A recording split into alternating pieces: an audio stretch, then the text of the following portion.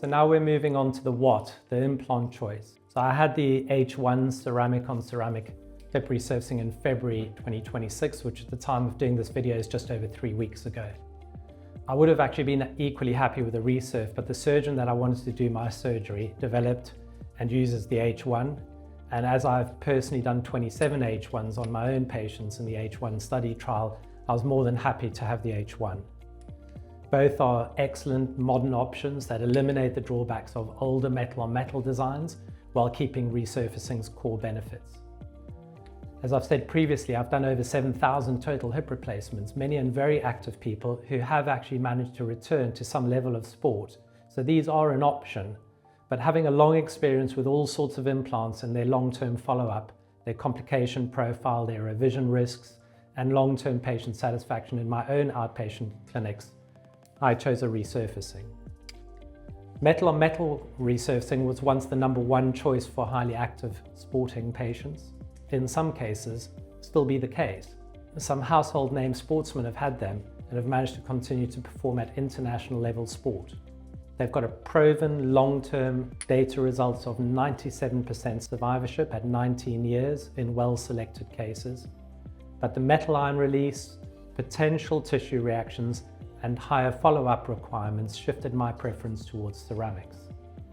So I chose ceramic on ceramic because it offers the potential for infinite durability and ultra-low wear without the metal concerns. But resurfacing may not suit everybody. People have got very differently shaped hips, different body dynamics, and different bone quality. And resurfacing needs all of these factors to be in your favor to make them work.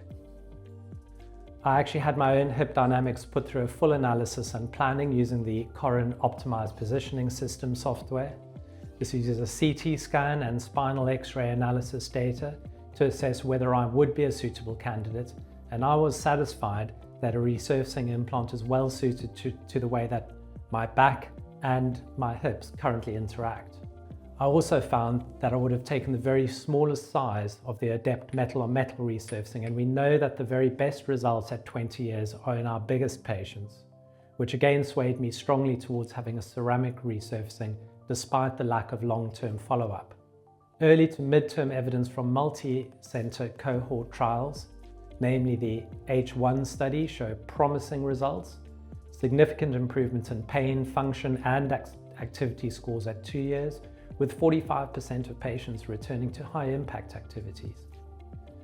There have been reports of the femoral head component shifting position in the H1, which I've actually seen in my own patients. So I know that I need to avoid high-impact activities such as running for a full 6 months after my surgery to allow my bone to fully recover, but I'm comfortable with building that into my recovery plans. Survivorship of the ceramic on ceramic resurfacing is currently reported as excellent, around 98% at 5 years in the resurf series. But what we must be fully aware of is that the surgeons who were selected for both the resurf and the H1 trials were essentially the superstars of hip resurfacing, with a large, long experience of metal-on-metal resurfacing, and they were highly selected because of their recognized high levels of surgical skills. So we don't yet know how these results will translate when the implants are released to a wider range of skill levels, and the implants are sometimes a little bit malaligned. For active people like me aiming to run and handle twisting loads, resurfacing are proven to outperform total hip replacement in gait function, showing a near normalization of gait with symmetrical heel strike, mid-stance, push-off, and faster maximum walking speeds, often closer to healthy controls than hip replacement. So in one comparative study, women with H1 resurfacings had biomechanics similar to non-operated women, higher activity levels, and quicker walking speeds compared to total hip replacement patients. And it appears that the faster you walk, the bigger the differences between resurfacing and total hips. Resurfacing in general restores more natural mechanics with higher return to sport than total hip replacement. And the dislocation risk is markedly lower. So registry and series report rates are around 0.3 to 0.9 per 1,000 prosthesis years for resurfacing in terms of dislocation. And this compares to a risk of 4.4 per 1,000 person years for total hip replacement. So a 5 times difference in risk. Ceramic series like the H1 and Resurf show no early dislocations in multi-center follow-ups thanks to the large head and the preserved anatomy. There's no need for extra stability tricks, and you can get back to doing your own shoelaces as soon as you can manage to bend that far down. You don't have all the restrictions which are often advised after total hip replacement, and you can sleep on your side as soon as you feel comfortable after your surgery. There's no metal particles to create debris, and that's a huge win. So unlike metal on metal, ceramics produce an inert, biocompatible debris, and there's no metal ion release or pseudotumor risk. Some studies suggest ceramics resist bacterial adhesion better and potentially reduce infection risk.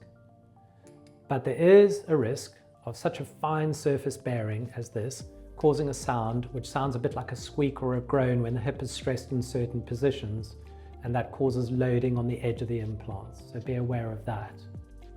The long-term bonus, not so much of your bone is removed compared to total hip replacement, which usually makes revisions easier and more like a first-time round hip replacement procedure, so outcomes are often better than when we have to revise the stemmed hip replacement, and that preserves more options later in life for younger people. In hip surgery, we talk about whether an implant type is forgiving or not. We recognize that not all surgeons are at exactly the same skill level, yet some implants are able to tolerate quite a bit of surgeon inaccuracy and still deliver a reasonable result for a patient. So other implants are more like Formula One race cars. They're extremely high performing if driven perfectly, but one mistake and it can end in disaster. Now, we just don't know how the ceramic resurfacings will go yet in the general release, which is why surgeon selection is such a big deal at the moment, in my opinion.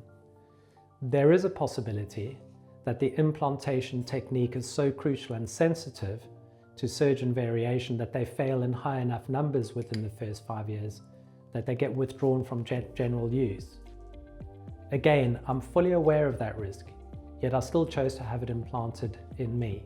So, you should always discuss with your surgeon factors like age, your anticipated activity level, your bone quality, the size of your hip, and your gender, which all play into these decisions.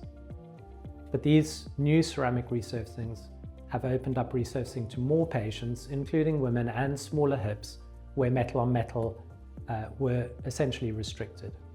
In the next part of this, we'll cover the who and how to select the right surgeon for these demanding procedures.